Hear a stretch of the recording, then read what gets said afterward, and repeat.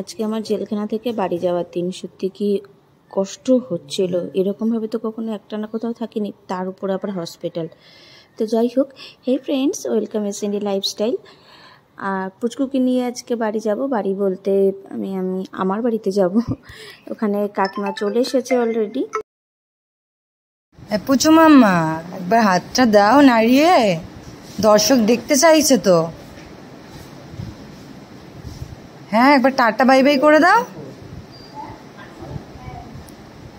ও 5G। পুচকু ঘুমাচ্ছিল, তো ঘুম অবস্থাতে ও বাড়ি যাচ্ছে, কাকিমার কোলে রয়েছে।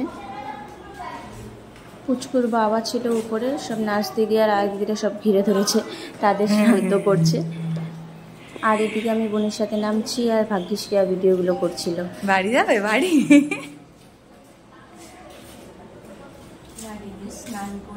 বাহ বাবা বাহ, কি শান্তি।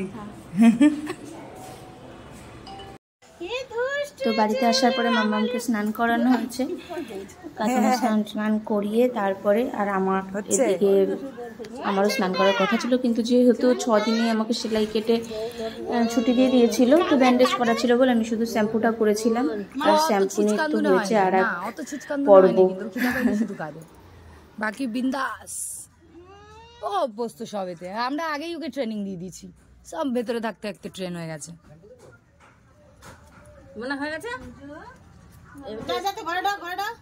হ্যাঁ, কি এটা তোমার গায়ে প্রথম স্নান করলো আজকে, প্রথম জলের ছোঁয়া পাইছে।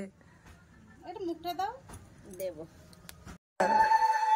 হ্যাঁ, আয় জোরে দাও উল্লুটা।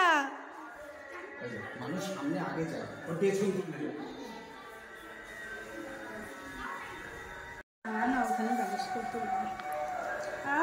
কত আলিসি ছাড়ছে। ডোডমা মামা বাড়ি এসছে প্রথম, কি খুশি। কান্না নেই, একদম কান্না নেই। এটা কি মারছো?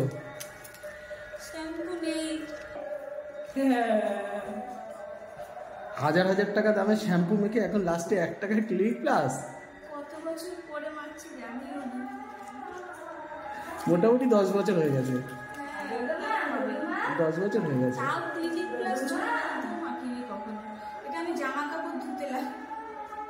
গাড়ি ধুতে।